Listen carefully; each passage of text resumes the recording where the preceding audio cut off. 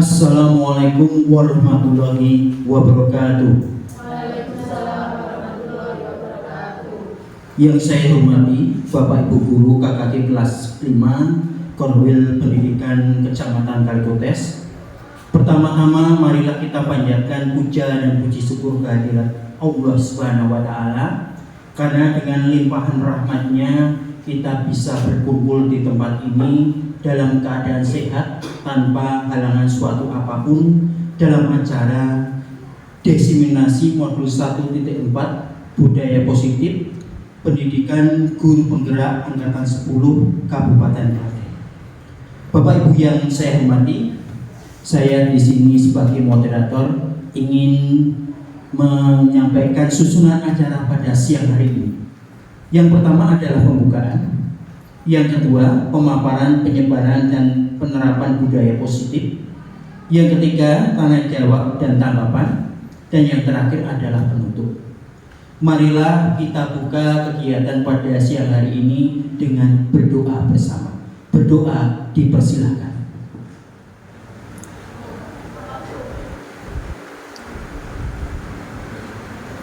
Berdoa selesai.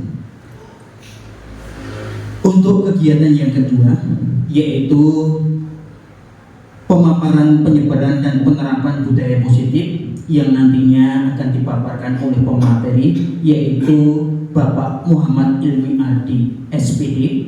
Beliau adalah guru kelas 5 SDN 3 Joko Setran, Kecamatan Kalikotes, Kabupaten Klaten.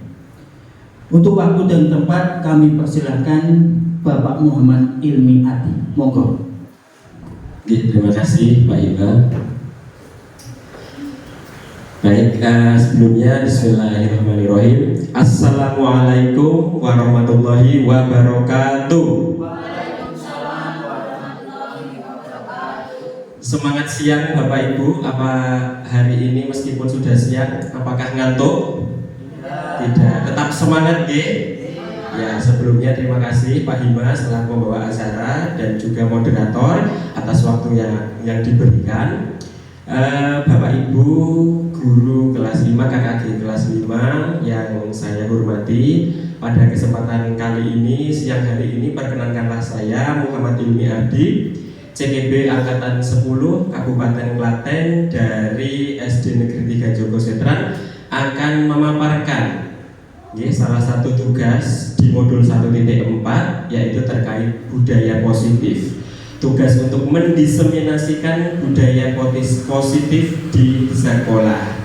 Namun sebelum itu, untuk memantik semangat kita di siang hari ini agar Bapak Ibu tidak sepanung dan tidak ngantuk, mari kita tepuk semangat seperti anak-anak, seperti saat kita mengajarkan anak-anak kita dulu ya. Tepuk semangat. Semangat.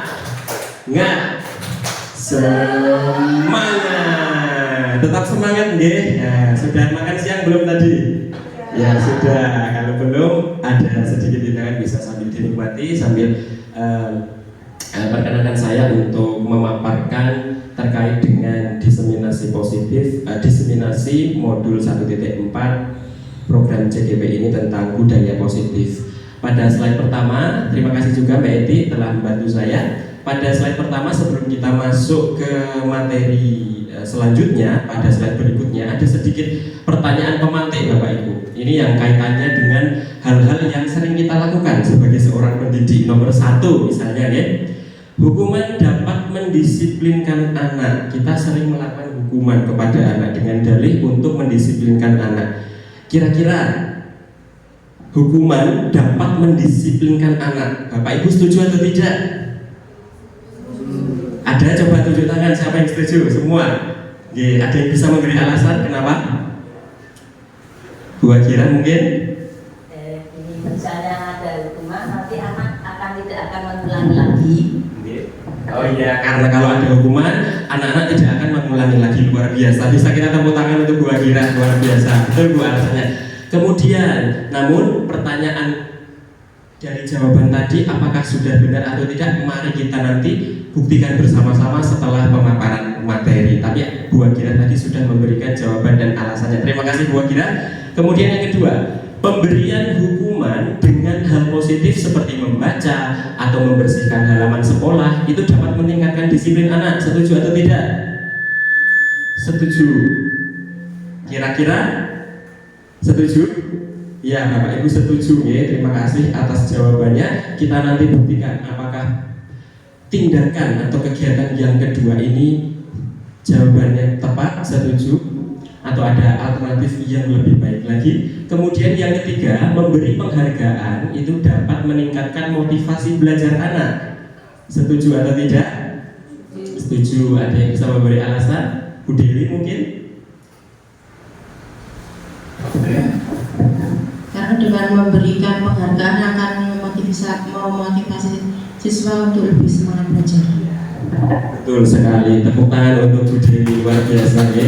Biasanya anak-anak kita itu jika diberi suatu penghargaan akan lebih termotivasi ya.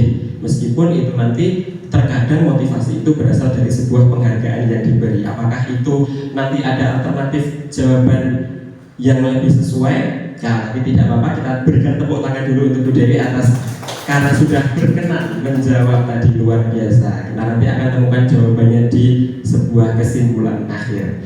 Kemudian pada kesempatan siang hari ini, setelah tadi ada sedikit pertanyaan pemantik, kita akan belajar bersama ya Bapak Ibu. Bukan berarti saya di depan itu saya lebih paham, tidak. Menikah saya hanya mencoba menyampaikan. Nanti jika mungkin Bapak Ibu dalam saya menyampaikan ada kekeliruan, Bapak Ibu boleh memberikan saran atau juga pembetulan gitu ya. Kita saling belajar bersama. Ini saya hanya memaparkan apa yang saya ketahui selama saya mengikuti program guru penggerak khususnya pada modul 1.4 budaya positif. Kita akan belajar hari ini tentang disiplin positif dan nilai kebajikan universal. Kemudian yang kedua itu teori motivasi, hukuman dan penghargaan, restitusi. Kemudian yang ketiga keyakinan kelas. Kemudian yang keempat kebutuhan dasar manusia dan dunia berkualitas. Dan yang kelima restitusi 5 posisi kontrol. Dan yang keenam adalah turunan dari salah satu posisi kontrol, yaitu segitiga restitusi. Selanjutnya Pak Edi. Ya, untuk yang pertama kita akan belajar tentang disiplin positif dan nilai-nilai kebajikan universal. Nah, ini adalah sebuah paradigma lama kita terkait dengan kontrol. Ya, mohon maaf, saya agak kesini nih mic-nya soalnya dekat. Apakah saya terlihat, Pak kameramen, saat di sini? Apakah saya terlihat? Ya, karena untuk menghindari itu. Ya. Baik, sebelum kita lebih jauh membahas tentang paradigma teori lama ini, ada sedikit pertanyaan pemantik lagi. Kira-kira disiplin positif atau budaya positif itu apa? Kita mungkin setiap hari itu melaksanakan itu, tetapi secara makna adakah dari Bapak Ibu yang mungkin bisa menjawab apa itu disiplin positif atau budaya positif? Sebuah, ya, Bu Nurul? Mungkin sebuah kebiasaan positif. Luar biasa, betul. Tepuk tangan untuk Bu Nurul. Disiplin positif atau budaya positif adalah betul sekali tepat Bu Nurul tadi, sebuah kebiasaan atau nilai-nilai keyakinan yang diyakini bersama kemudian diterapkan dalam, kalau disiplin positif sekolah berarti menjadi sebuah budaya yang baik di sekolah. Contohnya bisa 5S, kemudian budaya-budaya positif yang kita yakini bersama tumbuh dalam diri kita dan kita laksanakan bersama-sama. Selanjutnya, ini adalah tadi paradigma awal tentang fungsi kontrol, bahwa sebelumnya bahwa guru itu mengontrol murid. Ilusi bahwa kritik dan membuat orang merasa bersalah itu dapat menguatkan karakter, itu yang keliru ya. Berarti membuat orang merasa bersalah itu bukan malah menguatkan karakter, justru melemahkan karakter mereka. Kemudian ilusi bahwa semua penguatan positif efektif itu bermanfaat. Ilusi bahwa orang dewasa memiliki hak untuk memaksa, itu keliru ya. Kita dalam teori pendidikan menurut KHD bahwa seorang pendidik itu seperti petani atau tukang kebun. Kita bukan yang memaksa atau membentuk mereka. Kita hanya sebagai petani yang menyirami akar misalnya tumbuhan itu padi, kita tidak akan bisa membuat mereka menjadi jagung. Yang bisa kita lakukan adalah merawatnya agar menjadi padi yang berkualitas seperti itu. Kemudian secara paradigma yang sesuai menurut modul ini, yaitu kita berusaha memahami pandangan orang lain tentang dunia ini, bahwa semua perilaku itu memiliki tujuan. Hanya Anda yang bisa mengontrol diri Anda. Kemudian Anda tidak bisa mengontrol orang lain. Kolaborasi dan konsensus menciptakan pilihan baru serta model berpikir menang-menang. Artinya kalau kita bilang fungsi kontrol, pada hakikatnya adalah manusia dirinya lah yang bisa mengontrol dirinya sendiri. Meskipun ada faktor nasihat dari orang lain, tapi jika dirinya tidak bisa mengontrol diri dia sendiri, maka nasihat itu ya sia-sia. Maka itunya fungsinya, pentingnya kita menanamkan motivasi intrinsik dari dalam diri siswa kita. Kemudian selanjutnya ini ada teori kontrol, teori pilihan yang menurut Dr. William Glasser terkait dengan disiplin positif. Tadi Bu Nurul betul ya. Apa sih maksud dari disiplin positif, budaya positif, suatu kebiasaan? Nah, ini adalah penjabaran dari menurut Dr. William Glasser bahwa makna disiplin ini berawal dari teori bahwa kita tidak bisa mengontrol orang lain, hanya Anda yang bisa mengontrol diri Anda. Maka makna disiplin itu menjadi belajar untuk mengontrol diri dengan menggali potensi kita agar tercapai sebuah tujuan yang mulia, yaitu sesuatu menjadi seseorang yang ingin kita inginkan berdasarkan nilai-nilai yang kita hargai. Berarti intinya ini datang dari sebuah keyakinan kita, bukan dari eksternal. Segala sesuatu akan lebih bermakna jika datang dari dalam diri kita. Kita akan dapat mencapai sebuah keinginan sesuai dengan nilai-nilai yang kita sepakati dalam diri kita. Kemudian nanti kita juga akan belajar tentang motivasi tadi, ekstrinsik, intrinsik, yang berkaitan dengan teori motivasi, 5 posisi kontrol seorang guru, yang mana dari salah satu posisi kontrol tadi ada turunannya. Kemudian kita juga akan belajar 5 kebutuhan dasar dari seorang manusia. Selanjutnya Pak Edi, seperti yang tadi ini sedikit kesimpulan bahwa kebanyakan orang itu akan menghubungkan sebuah kata disiplin itu dengan tata tertib, aturan, kepatuhan yang dikaitkan dengan hukuman. Padahal menurut Ki Hajar Dewantara dalam dunia pendidikan kita itu sebaiknya sebuah hukuman itu adalah opsi terakhir kita nih, sebelum kita menyelesaikan suatu masalah yang memang berarti opsi terakhir. Malah kalau bisa jangan sampai ada hukuman. Kita menggunakan apa lantas?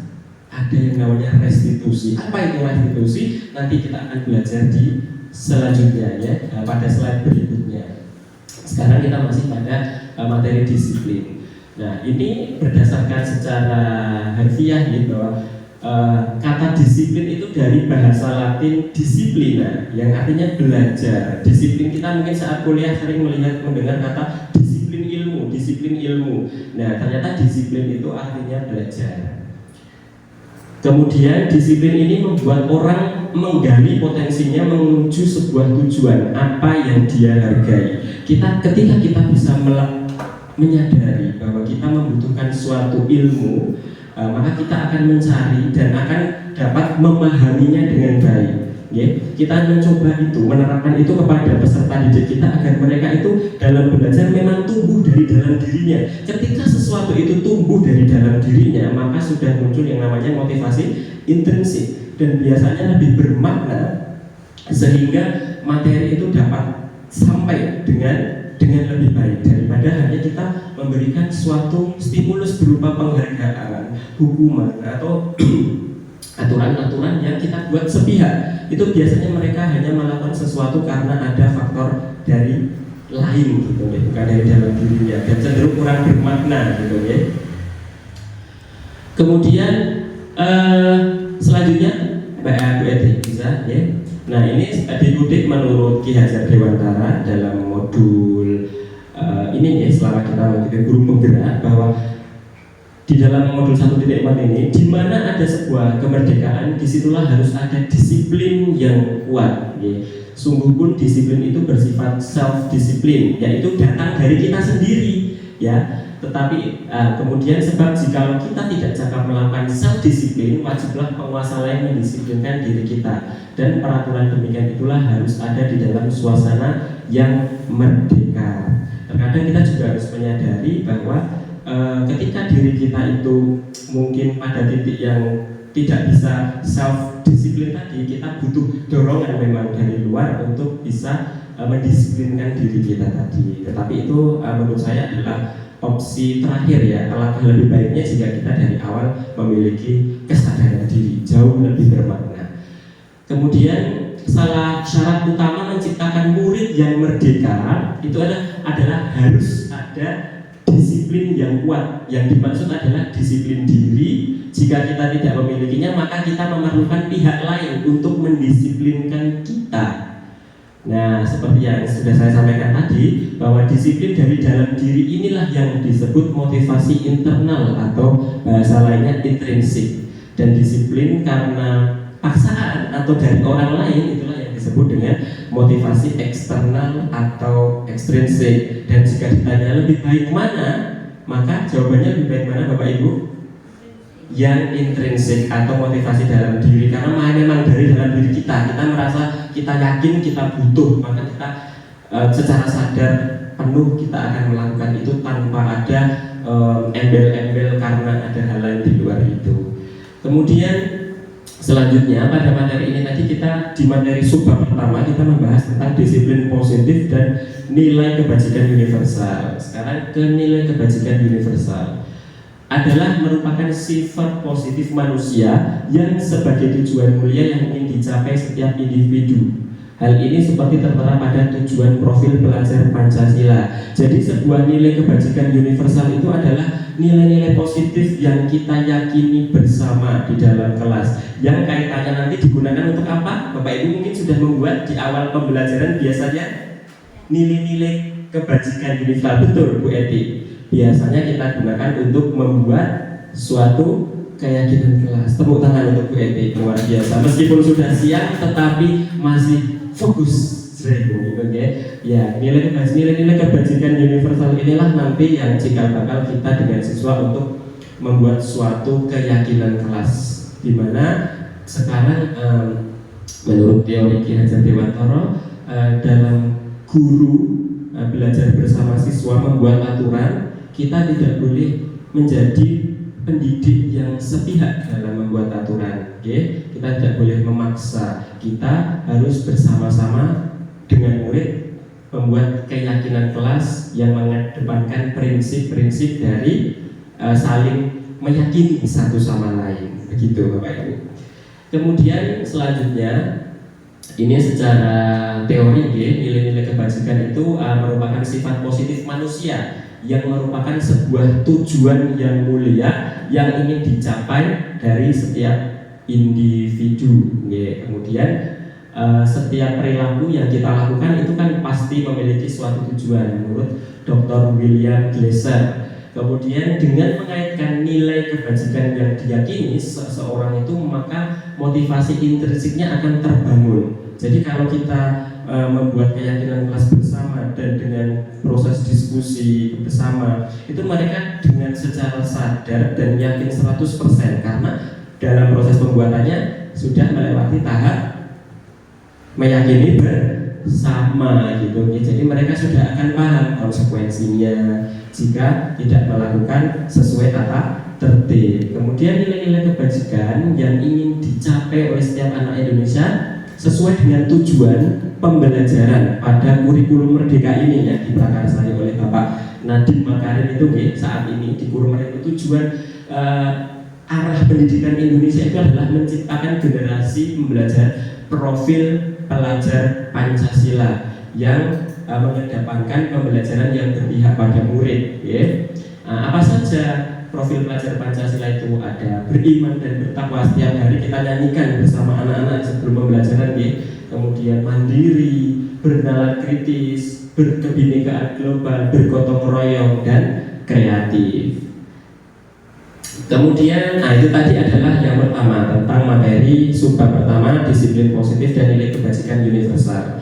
Ya, pada bagian yang kedua ini, subbab kedua ini, kita akan belajar tentang teori motivasi, hukuman, dan penghargaan serta restitusi. Nah, dari ini semua nanti kira-kira apa perbedaannya dan manakah tindakan yang sesuai yang bisa guru lakukan. Monggo Mbak Edi selanjutnya.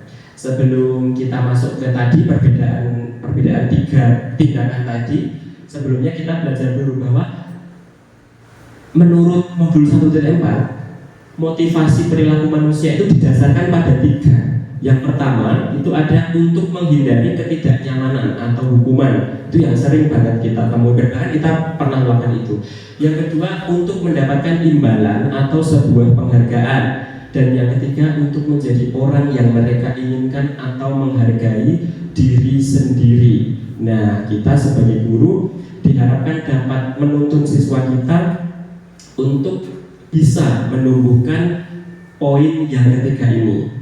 Poin yang ketiga inilah yang kita sebut dengan motivasi intrinsik atau internal, kesadaran dari dalam dirinya ya, terhadap sebuah tindakan. Jadi bukan karena eksternal, bukan karena takut untuk dihukum, bukan karena hanya berbuat belajar atau mendapatkan nilai yang baik karena hanya ingin mendapatkan imbalan atau penghargaan. Kemudian selanjutnya, ya ini adalah sebuah perbedaan dari tadi ya, apa itu hukuman, konsekuensi dan restitusi serta nanti dari ketiga ini kira-kira mana yang terbaik. Yang pertama ada hukuman Bapak Ibu. Ya, mungkin secara tidak sadar kita juga dalam mengajar pernah ya dan sering melakukan ini. Ya. Hukuman itu sesuatu yang menyakitkan ya. Kemudian terjadi bersifat mendadak, satu arah, paksaan. Kemudian memiliki dampak anak akan menyembunyikan kesalahannya dan menyalahkan orang lain. Kemudian yang kedua itu konsekuensi, sesuatu yang terjadi harus terjadi, ada kesepakatan sebelumnya. Nah, ini membuat murid itu tidak nyaman ya, dampaknya memang bisa mendorong kepatuhan ya, tetapi terkadang membuat murid itu merasa tidak nyaman, merasa bersalah. Memang guru akan mengingatkan, ayo ini kamu sudah tahu masuknya jam berapa, kalau tidak berangkat apa konsekuensinya. Ya memang kita didorong untuk menyadari diri, tapi tetap masih ada hal yang tidak nyaman bagi murid. Kemudian yang terakhir restitusi ya. Restitusi itu adalah proses tindakan di mana menciptakan kondisi peserta didik kita itu dapat mengatasi permasalahannya ya. Kita dapat menciptakan suatu kondisi pada peserta didik untuk memperbaiki sebuah kesalahannya, yang mana nanti ketika dia kembali ke komunitasnya, ke kelompoknya, dia akan membawa hal yang lebih baik. Nah, ini di restitusi ini merupakan sebuah pilihan ya untuk menguatkan murid jangka panjang, masalah dapat terpecahkan. Kemudian dampaknya juga baik sekali, yaitu mendorong disiplin positif, konsep kuat diri, murid belajar memecahkan masalah. Kira-kira dari 3 ini berarti dapat ditarik kesimpulan bahwa yang terbaik adalah yang mana Bapak Ibu? Restitusi, betul sekali Bu Agira, luar biasa. Yang restitusi ya, bukan hukuman atau konsekuensi. Selanjutnya Bu Edi. Nah, kita kembali ini menjawab poin yang ketiga di pertanyaan pemantik tadi. Kira-kira memberikan penghargaan itu dapat membuat siswa lebih disiplin. Iya, betul sekali. Iya, tetapi tidak datang dari internal, melainkan hanya karena ada suatu faktor eksternalnya gitu. Penghargaan.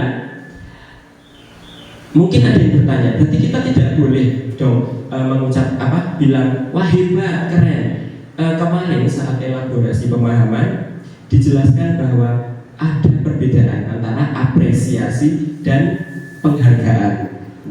Kalau penghargaan itu lebih ke sifat kita memberikan sesuatu, ya baik itu barang atau tanda atau apapun itu lebih baik dihindari. Mungkin untuk anak kelas 1 betul masih perlu itu dulu, tapi nanti seiring perkembangan mereka kita dorong mereka untuk memiliki motivasi internal ya. Tapi kalau hanya sekedar sebatas apresiasi, selamat Mas ya, luar biasa bagus, itu tidak masalah.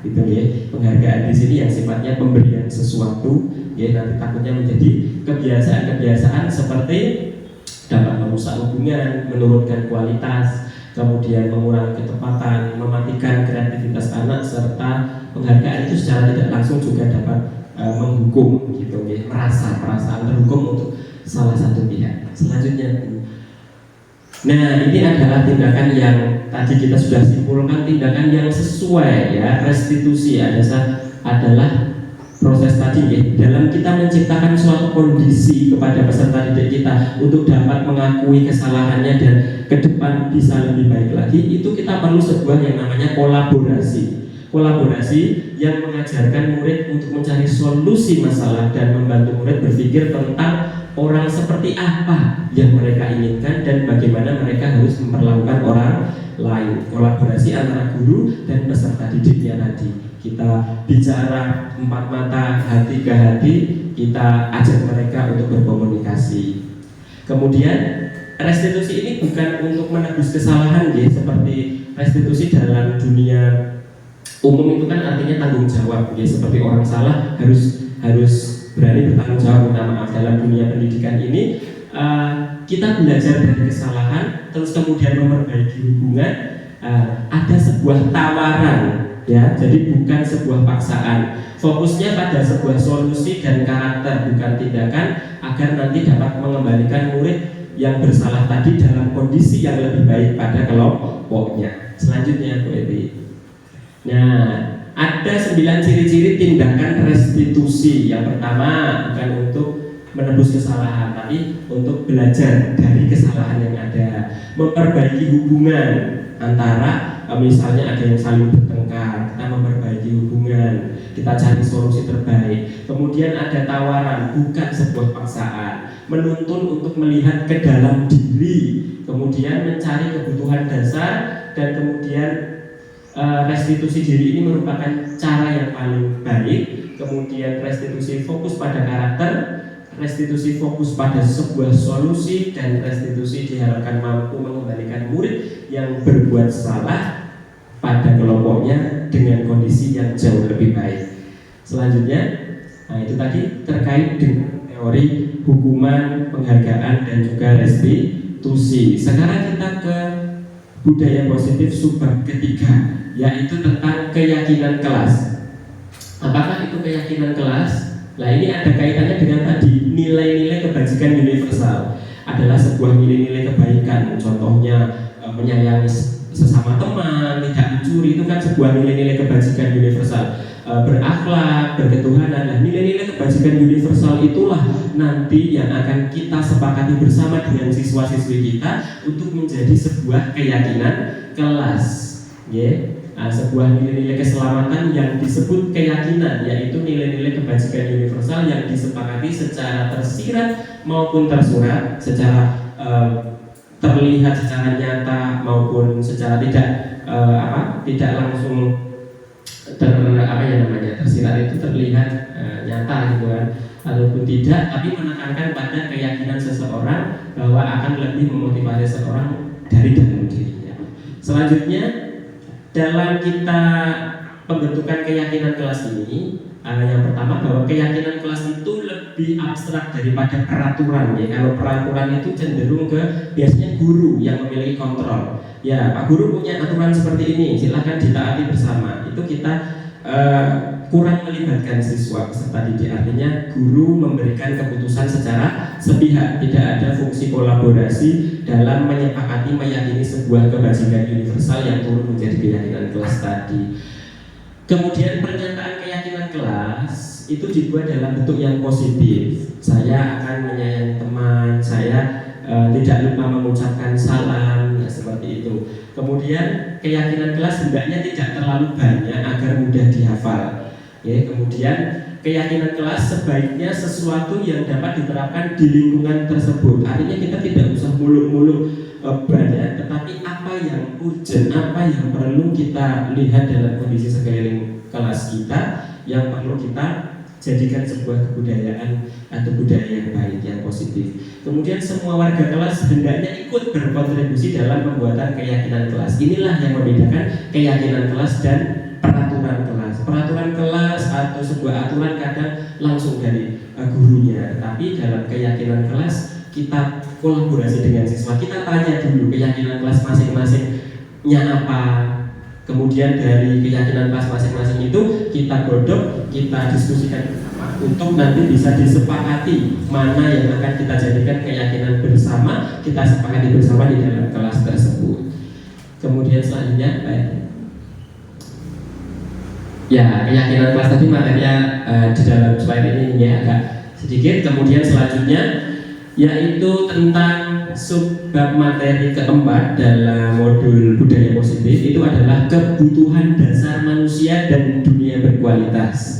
Apa itu kebutuhan dasar manusia dan dunia berkualitas? Ya, pada dasarnya kita manusia itu memiliki 5 kebutuhan dasar yang tidak bisa kita hindari ya. Sesuai di dalam pernyataan modul ini, bahwa kebutuhan dasar manusia yang pertama yaitu kebutuhan bertahan hidup. Manusia pasti ada ingin kebutuhan bertahan hidup, makanya kita bekerja. Kemudian kita untuk apa? Membeli makanan, sandang, pangan ya, dari kebutuhan primer, sekunder, tersier. Kemudian kasih sayang dan rasa diterima ya, kasih sayang dan rasa diterima. Kira-kira Bu Dewi kalau disayang suaminya gimana perasaannya? Bahagia. Bahagia, luar biasa. Coba luar biasa, tepuk tangan untuk Bu Dewi ya. Kira-kira Bu Nurul kalau suaminya kok terlihat seharian enggak nyapa gitu, gimana perasaannya? Sedih. Oh, sedih, luar biasa. Tepuk tangan untuk Bu Nurul. Itulah kenapa ada kasih sayang dan rasa diterima, berkaitan dengan hati, berarti itu manusia yang kedua tadi ya, kebutuhan dasar. Kemudian yang ketiga, penguasaan, pengakuan akan kemampuan. Ini kaitannya terkadang manusia itu dari dalam diri kita itu ada rasa seperti aku di sini kan ini ibaratnya gitu ya, meskipun dalam sebuah kontrol itu kita bisa mengontrol itu, tapi tidak bisa dipungkiri bahwa ada rasa ingin diakui gitu terkadang menjadi sosok manusia itu ya. Kemudian yang keempat itu adalah kebutuhan bebas ya. Kita kalau menuruti nafsunya manusia itu pengennya bebas ya, ya betul ya Pak Bowo ya. Iya, rasanya ingin sebebas-bebasnya, tetapi ada sebuah aturan yang perlu kita taati juga untuk keberlangsungan kehidupan yang damai. Kemudian selanjutnya adalah kesenangan. Siapa manusia di sini yang tidak ingin senang? Ada, semuanya ingin senang ya. Ya kita itu adalah 5 kebutuhan dasar manusia. Selanjutnya Mbak. Ya, dari kebutuhan dasar kebutuhan manusia itu adalah akan menciptakan suatu kondisi dunia yang berkualitas. Ya, apa itu dunia berkualitas? Dunia berkualitas itu sebentar, ini mic-nya agak asalan nih. Dunia berkualitas Anda adalah tempat khusus dalam pikiran Anda, dalam pikiran kita. Tempat Anda menyimpan gambaran representasi dari semua yang Anda inginkan, apa yang kita inginkan, sing sok kita halukan gitu ya biasanya. Bisa berisi orang-orang, hal-hal yang sangat kita inginkan, dan apa saja sih momen terbaik dalam hidup Anda atau kita yang membuat kita tuh merasa bahagia. Intinya dunia berkualitas itu adalah rasa ini kita dalam diri kita itu tadi, pikiran kita itu tadi. Kemudian selanjutnya ini adalah sub materi yang ke-5 dalam modul budaya positif 1.4 ya, yaitu tentang 5 posisi kontrol. Kita tadi sudah belajar banyak disiplin positif, baik itu dari budaya positif, dari disiplin positif, kemudian kebajikan universal, keyakinan kelas, restitusi, penghargaan. Ya, tadi salah satunya adalah agar membentuk kita menjadi sebuah pendidik yang dapat menyadari perilaku-perilaku yang seharusnya dimiliki oleh seorang pendidik dalam kita membangun suatu hubungan dengan peserta didik kita guna menciptakan suatu pendidikan yang berpihak kepada murid kita. Karena dalam kurikulum Merdeka ini yang ditekankan adalah muridnya, pembelajaran yang berpihak kepada murid. Bagaimana kita membuat murid itu tumbuh menjadi manusia yang memiliki motivasi internal sehingga nanti mereka bisa belajar itu dengan penuh makna, bisa diterima dengan baik. Nah, salah satu hal yang biasa kita lakukan sebagai pendidik adalah posisi kontrol. Ya, di dalam teori modul 1.4 dijabarkan ada sebuah 5 posisi kontrol kita sebagai seorang pendidik. Yang pertama ada posisi seorang penghukum, pembuat merasa bersalah, teman, pemantau, manajer. Sebelum saya lebih lanjut menjelaskan, kita akan menyaksikan video terlebih dahulu nanti dari, silahkan Bapak Ibu bisa perhatikan, nanti coba kita sharing-sharing berdasarkan video tersebut. Monggo Bu Edi bisa ditayangkan. Salam bahagia Ibu dan Bapak Guru hebat.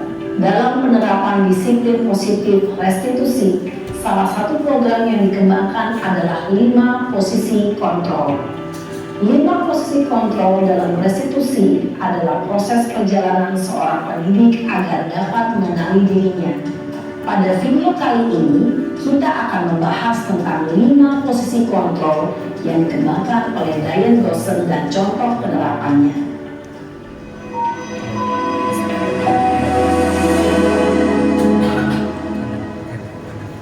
5 posisi kontrol itu adalah 1.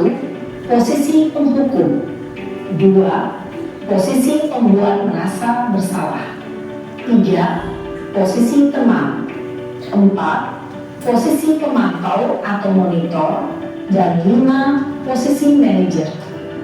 Untuk lebih memahami kelima posisi tersebut, mari kita saksikan kasus Naren yang terlambat hadir 20 menit di sekolah dan melihat bagaimana kelima posisi kontrol dalam menghadapi masalah tersebut.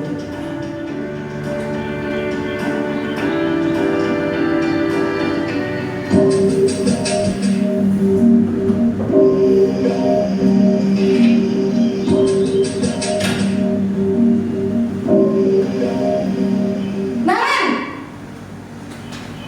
Sini kamu! Selamat pagi Bu. Selalu terlambat. Kamu deh, pasti terlambat. Maaf Bu, saya Apa? Apa coba? Alasan kamu apa lagi? Kapan sih kamu tidak terlambat? Malas sekali ya kamu jadi anak. saya Dasar pemalas. Gak kapok-kapok sih kamu. Sudah berapa kali terlambat? Sana, kamu keliling lapangan basket 2 kali. kenapa saya harus keliling lapangan basket Bu? Kenapa? Kamu melawan ibu. Berani-beraninya jawab. Sudah terlambat, masih berani jawab nggak? Sekarang, keliling lapangan basket 5 kali sekalian. Biar kapok. Cepat. Pergi sana ke lapangan basket. Posisi penghukum biasanya berbicara dengan nada tinggi, menghardik, menunjuk-nunjuk, menyakiti, dan menyindir. Hukuman bisa berupa fisik maupun psikis. Ibu dan Bapak Guru hebat, dampak yang terjadi pada murid ketika guru berada pada posisi penghukum adalah murid cenderung akan memberontak, bahkan menyimpan dendam.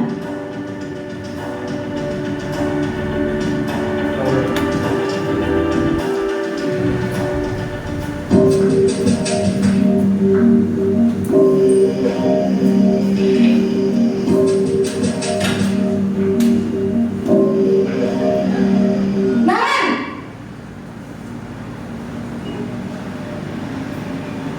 Selamat pagi Bu. Naren, kamu kenapa terlambat lagi, nak? Ya Tuhan, Naren, kamu senang ya bikin ibu susah ya? Kalau kamu terlambat lagi, nanti ibu yang ditegur bapak kepala sekolah, nak. Disangka ibu tidak bisa membina kamu, Aduh, gimana ini? Maaf Bu, Bu Gusti Naren, kamu suka ya kalau ibu tegur bapak kepala sekolah? Terus, sekarang ibu harus tulis apa ini di buku absen? Ini kamu sudah sering terlambat loh. Ibu harus apa coba? maaf Bu, maaf sekali. Ya sudah, lain kali jangan bikin ibu susah lagi ya nak ya. Ibu tidak akan kuat lagi kalau kamu begini terus. Bisa jantungan kalau ibu tegur bapak kepala sekolah. Sana cepat ke kelas. Maaf ya Bu, maaf sekali. Posisi pembuat rasa bersalah berbicara dengan nada tenang, cenderung lembut. Namun kata-kata yang diutarakan membuat murid merasa menjadi orang yang gagal, memandang buruk dirinya sendiri, merasa tidak berharga, dan tidak sanggup membahagiakan orang lain. Ketika guru mengambil posisi pembuat rasa bersalah, murid akan menganggap dirinya yang bersalah dan ia akan menyimpan emosi negatif tersebut di dalam dirinya.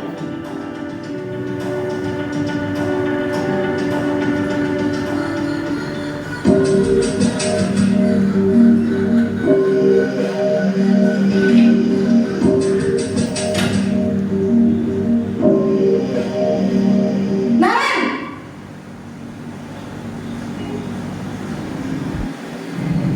Selamat pagi Bu. Wah, sudah jam berapa ini nak? Terlambat lagi ya sayang. Iya Bu, habis ibu saya lupa bangunkan saya Bu. Kamu malah menyalahkan ibu kamu. Kamu bukannya anak yang larinya paling kencang. Kok terlambat sih? Iya Bu, saya memang terlambat bangun tadi. Jadi biarpun saya lari kencang, tetap gak kekejar Bu.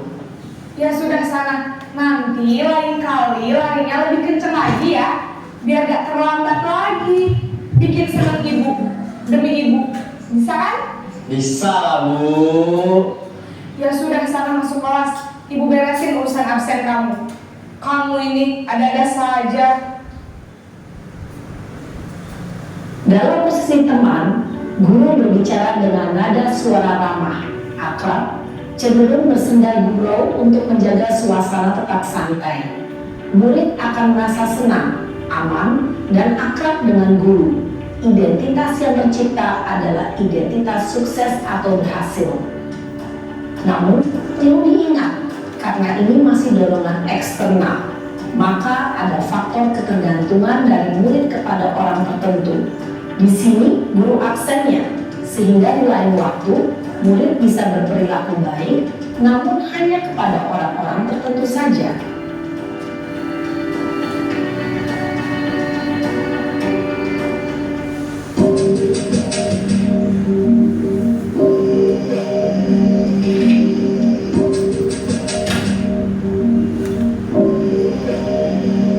Naren!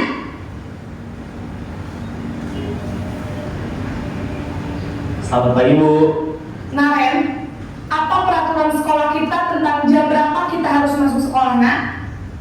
Kita harus di sekolah jam 7 Bu. Iya betul, sekarang sudah jam 7.20. Naren sudah tahu konsekuensinya jika terlambat hadir. Paham Bu, saya harus tinggal kelas pas jam istirahat selama 20 menit. Iya benar, konsekuensinya demikian.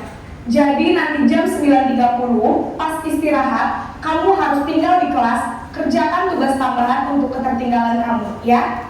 Baik Bu. Posisi pemantau mengandalkan penghitungan atau data untuk mengontrol murid. Guru mengarahkan murid berdasarkan peraturan dan konsekuensi. Seorang pemantau menunjukkan bahasa tubuh dan ekspresi wajah yang datar dan cenderung formal.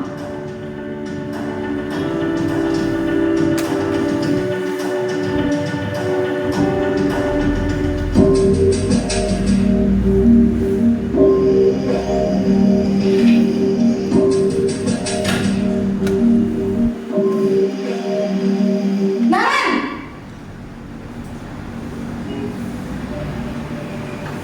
Selamat pagi, Bu. Selamat pagi, Naren. Maaf, Bu. Saya terlambat. Iya, sekolah masuknya jam 7, sekarang sudah jam 7.20. Jadi sekarang bagaimana ini, Naren? Maaf, Bu. Saya lupa setel alarm saya semalam. Baiklah, menurut kamu, keyakinan sekolah yang mana yang perlu kamu tingkatkan? Menghargai diri sendiri dan orang lain mungkin ya, Bu. Setuju. Jadi, apakah Naren meyakini prinsip saling menghormati tersebut? Iya, Bu. Saya meyakininya. Apakah Naren bersedia memperbaiki masalah keterlambatan ini? Bersedia, Bu. Bagaimana kamu akan memperbaiki masalah keterlambatan ini? Saya akan coba untuk tidak lupa menyetel alarm saya, Bu. Baik, kalau Naren lupa menyetel alarm di rumah, ada orang yang kira-kira bisa bantu mengingatkan tidak? Ada, Bu. Kakak saya, Kak Emma. Ada lagi selain Kak Emma? Selain Kak Emma, ada ibu saya. Baik, jadi yang mengingatkan Naren adalah Kak Emma dan ibu kamu ya?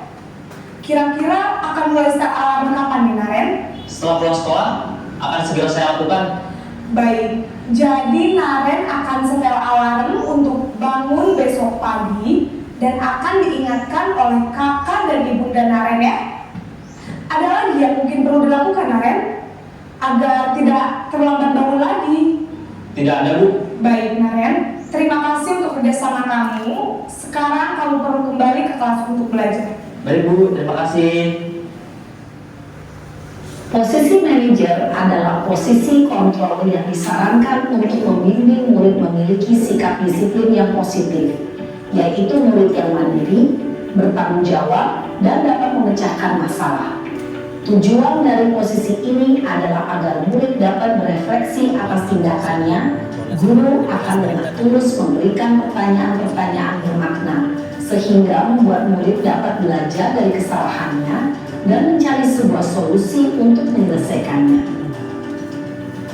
Ibu dan bapak guru hebat, setelah mengamati adegan kelima posisi kontrol tadi, kira-kira posisi mana yang paling ideal? Posisi mana yang dapat menunjang motivasi intrinsik murid? Ya, tentu posisi manajer. Posisi ini memang posisi ideal yang ingin dituju setiap pendidik.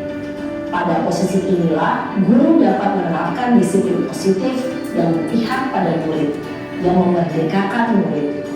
Perjalanan seorang pendidik tentunya tidak mudah untuk sampai pada posisi seorang manajer. Namun, tujuan kita pasti, yaitu menciptakan murid-murid yang mandiri, merdeka, dan bertanggung jawab. Semoga penggambaran 5 posisi kontrol yang telah diperlihatkan ini dapat menjadi ajang refleksi bagi kita semua, agar dapat terus mengasah dan menerapkan disiplin positif yang memerdekakan murid. Mari terus berlatih dan bersemangat. Selamat menerapkan. Salam dan bahagia, Ibu dan Bapak Guru hebat.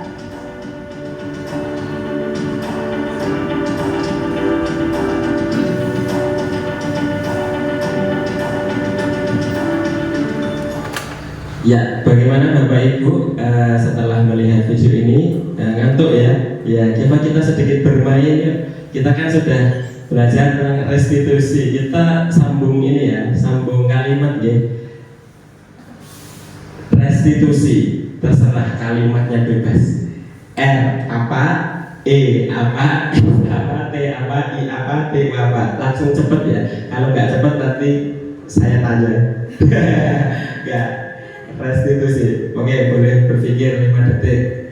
Nanti dari urut dari Bu Nurul. R apa R? Lama. Lama, oke, lanjut. Enak. Enak, apanya Bu? Sehat. Sehat. Teliti. Teliti. Tenon. Ya, nggak apa-apa Mbak, tidak ada yang benar, tidak ada yang salah. Kenapa kok saya melakukan ini? Supaya saya bisa bertanya. Oke, pada Mbak Ika, setelah kita tadi bersama-sama ini nganu Mbak, nggak ada jawaban benar, nggak ada jawaban salah. Jadi semua punya pendapat ya, kita boleh berpendapat, kita berhak untuk berpendapat. Nah, Bu Ika, menurut Bu Ika setelah menyaksikan video tentang 5 posisi kontrol kita sebagai seorang guru, kira-kira menurut Bu Ika sebentar, soalnya sepertinya gimana?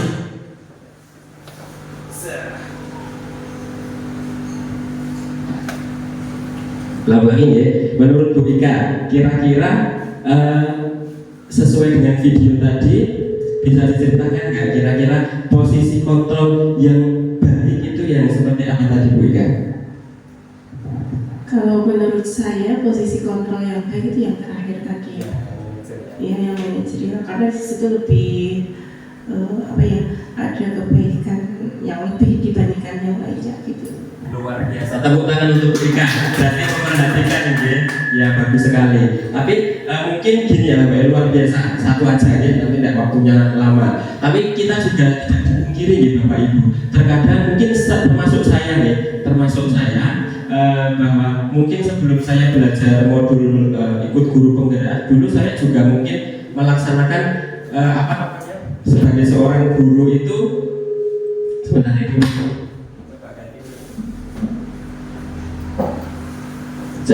ya mungkin saya sebagai seorang guru itu dulu juga mungkin atau kita mungkin secara tidak sengaja, tidak sadar di luar sana juga pernah menjadi seorang guru yang memiliki posisi kontrol, penghukum, mungkin juga terkadang teman, terkadang pembuat merasa bersalah.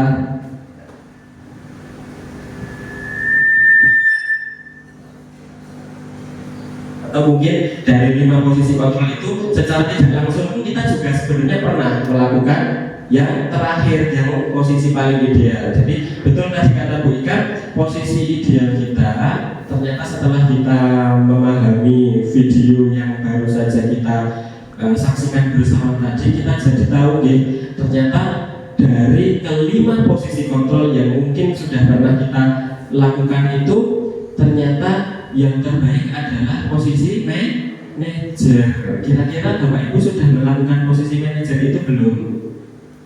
Buat kira Sampun mungkin ya Bu, cuma belum sadar secara teoritis. Oh ternyata gua kira sebenarnya sudah Pak. Saya yakin gua kira sebagai guru yang luar biasa pasti telah melaksanakan posisi manajer itu ya. Oke, jadi dari video ini berarti kita bisa tarik kesimpulan bahwa mari kita sebagai seorang pendidik bersama-sama mulai mengurangi posisi-posisi kontrol yang kurang berpihak kepada murid kita, seperti penghukum, kemudian membuat merasa bersalah, terutama itu nanti karena akan mendaunkan mentalnya.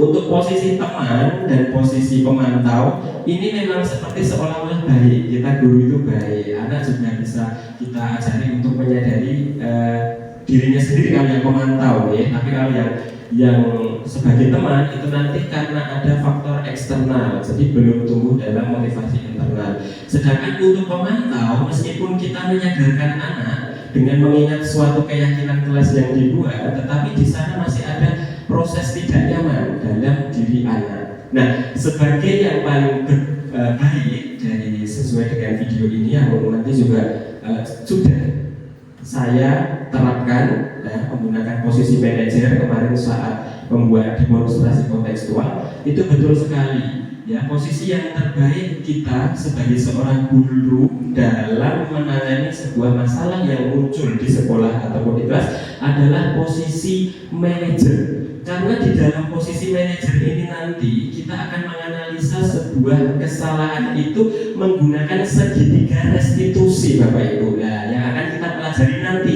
di akhir sendiri menggunakan tahapan segitiga restitusi. Yang pertama ada validasi tindakan, yang pertama ada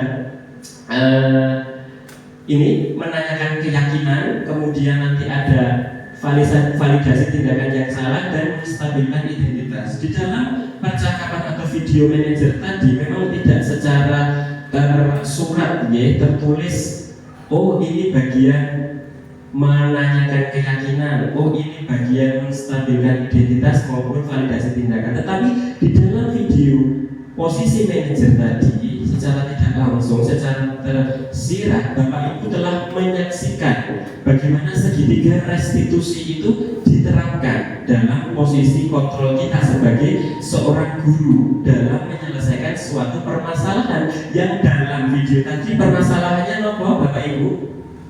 Permasalahan dalam video tadi siswanya kenapa? Iya, sering terlambat, betul sekali. Maka di sini ini adalah posisi paling ideal. Mungkin juga di dalam pikiran kita bertanya, Pak, nek sing saking gableke murid diajak berdiskusi gitu ya, muridnya bisa diajak ngobrol enak sekali. Kalau bandel, sebenarnya posisi kontrol manager adalah posisi kontrol yang paling ideal. Ketika kita merasa masih belum efektif, kita bisa upayakan dalam pemberian pertanyaannya mungkin, atau strategi dalam kita menerapkan segitiga restitusi itu bisa kita evaluasi lagi. Tapi jika pun kita terkadang memang benar-benar susah, kita bisa menurunkan standarnya, bisa menjadi pemantau, kemudian bisa menjadi teman. Tetapi kita memang dihimbau untuk sangat minim, kalau bisa malah jangan itu pada posisi penghukum. Pada posisi penghukum ini kalau bisa kita hindari. Mungkin sampai sini ada bisa dimengerti ya Pak Ibu ya. Lanjut Mbak. Ya, ini berkaitan dengan tadi posisi kontrol seorang guru yang ideal adalah sebagai seorang manajer. Kita sepakati dulu bersama posisi kontrol ideal seorang guru adalah sebagai manajer. Di dalam kita melaksanakan posisi kontrol manajer itu ada sebuah 3 tahapan yang dinamakan segitiga restitusi, yaitu ini adalah segitiga restitusi ini adalah bagian dari posisi kontrol manajer tadi dalam menangani sebuah permasalahan di kelas kita. Jadi dalam segitiga restitusi ini ada 3 tahapan. Yang pertama, ada menstabilkan identitas. Menstabilkan identitas itu adalah obrolan, diskusi yang dengan ciri-ciri ada sebuah pertanyaan dari guru seperti ini. Berbuat salah itu hal yang manusiawi. Tidak ada manusia sempurna. Namanya saja menstabilkan identitas. Kita ngelem bocah dulu ibaratnya gitu. Jadi tidak langsung menghadir. Perbuatan itu salah. Hanya kamu yang seperti ini tiap hari. Tidak ada yang lain. Itu dia nanti akan down. Jadi kita stabilkan dulu dengan kita tidak langsung kita memberikan rasa ngayam-ngayami dulu untuk anak. Baru nanti kita ke tahap berikutnya. Kita validasi sebuah kebutuhan, validasi tindakan yang keliru tadi. Nah, ini adalah tindakan ini membantu murid mengenali basic need atau kebutuhan dasar yang ingin dipenuhinya ketika melakukan suatu kesalahan. Biasanya ciri-ciri percakapannya diawali seperti ini. Kamu bisa kan? Kamu bisa saja loh melakukan hal yang lebih buruk, tapi kamu ternyata tidak. Jadi kita membuat kondisi anak itu benar-benar nyaman agar dia itu menyadari sendiri nanti sampai pada tahap keyakinan. Jadi tidak langsung menghadir. Misalnya kamu pasti punya alasan mengapa melakukan itu. Kira-kira kamu tuh tadi telat, iya, tetapi sebenarnya kamu tuh cuma 15 menit. Bisa saja kamu kalau telat itu 20 menit, jadi masih aman kan? Masih tetapi kita tetap nanti mendorong anak menemukan kesalahan dari apa yang dilakukan. Tetap saja walaupun hanya 15 menit itu tetap sebuah pelanggaran, sebuah yang melanggar aturan. Nah, kemudian setelah kita berhasil sampai pada validasi tindakan yang salah, baru kita tanyakan keyakinan. Ini semua jadi terhubung ya Bapak Ibu. Kita di awal membuat kita memahami kebajikan, nilai-nilai kebajikan universal turun menjadi sebuah keyakinan kelas. Keyakinan inilah yang nanti akan dipakai oleh Bapak Ibu guru dalam menerapkan sebuah restitusi atau posisi kontrol yang tepat, yaitu manajer ketika siswa kita melakukan sebuah pelanggaran, begitu ya. Nah, di dalam menanyakan keyakinan ini kita tilik kembali keyakinan yang telah dibuat. Misalnya, apa nilai yang kita percaya di kelas Mas Naren?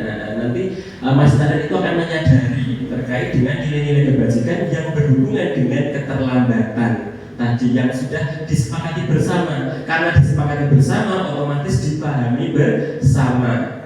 Di sini juga ada konsekuensi, ya, konsekuensi, tetapi tidak hanya konsekuensi yang tanpa sebuah alasan, tetapi konsekuensi dari apa yang telah disepakati bersama. Jadi diharapkan itu nanti menumbuhkan motivasi intrinsik anak, gitu guys. Nah, untuk menutup, ini adalah materi terakhir kita. Untuk menutup video kita, mohon maaf, menutup pemaparan kita hari ini ada sedikit contoh bagaimana kemarin saat demonstrasi kontekstual saya menerapkan segitiga restitusi dalam mengatasi dua kasus permasalahan di SD Negeri 3 Jogosetan. Jadi Bu Edi bisa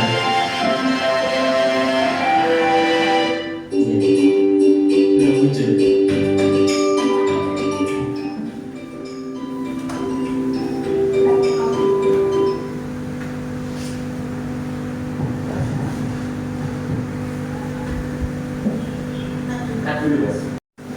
Ya, Bapak Ibu, ini adalah contoh dari video segitiga restitusi yang sudah kemarin saya terapkan saat demonstrasi kontekstual di SD Negeri 3 Jogosetan. Boleh di-play, Mbak Edi?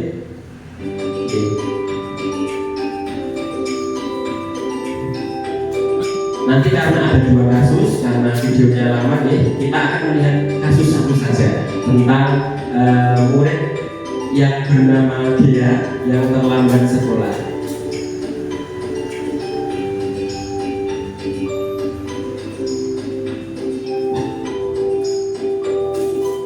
Kasusnya dia terlambat ke sekolah ya.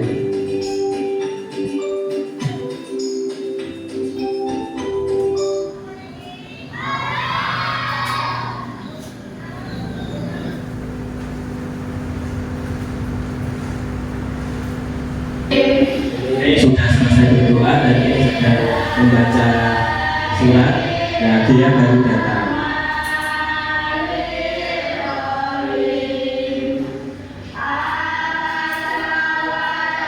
Bisa dicepatkan saja. Ini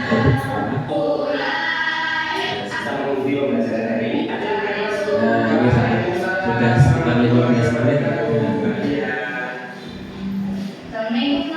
Di sini saya persilakan dulu untuk mengikuti pembelajaran itu. Baru nanti saat sesi istirahat saya panggil untuk kita ajak diskusi bersama.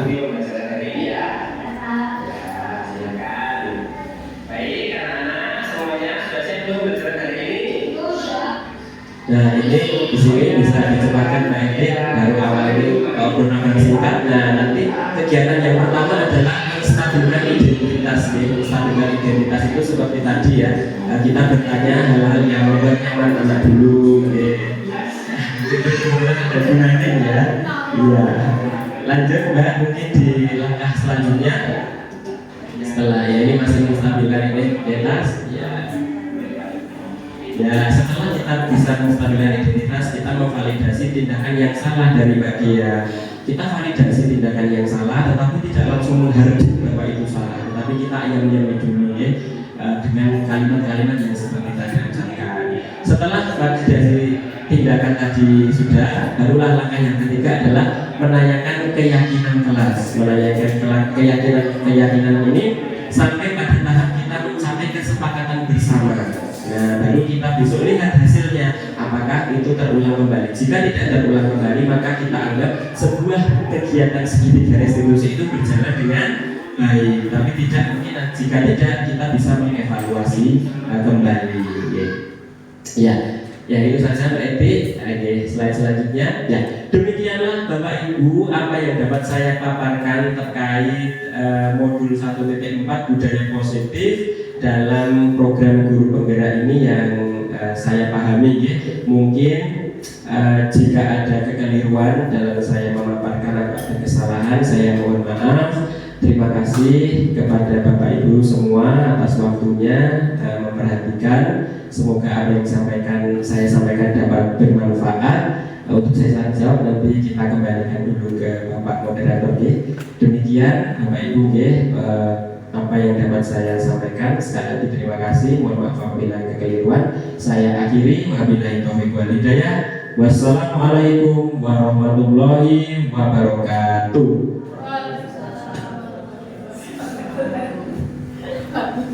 Terima kasih kepada Bapak Muhammad Ilmi Adi atas pemaparan dan penyebaran penerapan budaya positif di sekolah. Acara selanjutnya adalah sesi tanya jawab dan tanggapan. Di sesi ini kami buka 3 pertanyaan. Monggo saya persilahkan. Ya, Ibu Handayani. Bu Handayani, monggo. Oh iya, maaf Bu Handayani. Baik, terima kasih atas waktunya. Izin bertanya Bapak pemateri, Bapak Muhammad Ilmi Adi, ya. Tadi disampaikan tentang nilai-nilai kebajikan universal, ya. Ada beberapa nilai. Kemudian yang ingin saya tanyakan, nilai-nilai kebajikan apa menurut Anda yang Anda rasakan penting saat ini untuk diterapkan di kelas atau sekolah Anda? Mengapa alasannya? Terima kasih atas tanggapannya. Saya kembalikan kepada moderator. Monggo bisa dijawab Pak Ilmi. Ya, terima kasih Pak Ima dan matur nuwun Bu Handayani atas pertanyaan yang luar biasa ya. Menanggapi tadi itu ya Bu ya, nilai-nilai kira-kira nilai kebajikan universal apa yang saat ini urgent atau penting segera diterapkan ya. Kalau ini berdasarkan pengalaman saya pribadi nih Bapak Ibu, melihat kondisi anak-anak kita yang sekarang ini, sepertinya kan nilai-nilai kebajikan universal adalah suatu sikap atau nilai yang baik.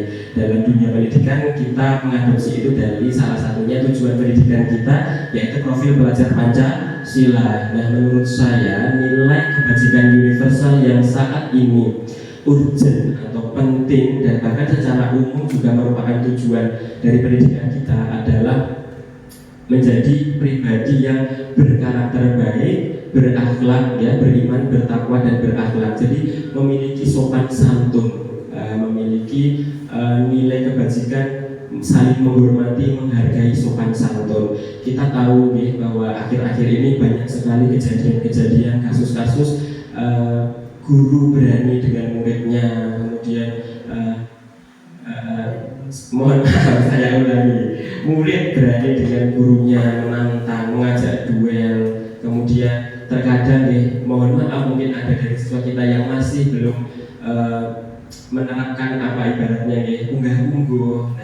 Nah, itulah nilai kebajikan universal yang menurut saya saat ini perlu sekali digalakkan dan yang harus segera diterapkan, yaitu membimbing siswa-siswi kita agar menjadi insan yang beriman, bertakwa dan berakhlak mulia ya. Karena menurut saya sebuah sikap yang baik itu adalah cikal bakal kesuksesan. Sepandai apapun kita nanti ke depan, jika sikap kita tidak baik, itu walau-walau kadang belum bisa mengantarkan kita pada titik kesuksesan. Karena dalam dunia kita ini kan kita sebagai makhluk sosial, kita juga pasti berhubungan dengan orang lain. Jadi salah satu hal yang bisa membawa kita ke dalam hal yang baik, sukses dalam segala aspek menurut saya dan urgent berdasarkan permasalahan yang ada adalah nilai kebajikan, saling menghargai, sopan santun dan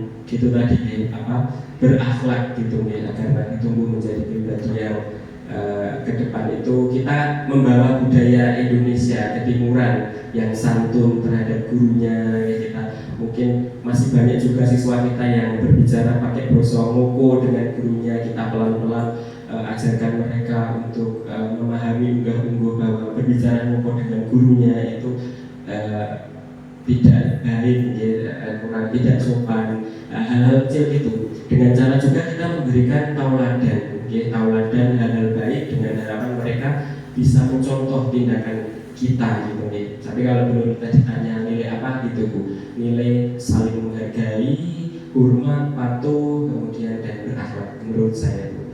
Gimana Bu Nurul dengan mungkin ada tambahan atau ada lagi yang mau ditanyakan? Ya, terima kasih Bu Nurul. Monggo untuk penanya yang selanjutnya. Ya, monggo. Bu Umi, monggo kula persilakan.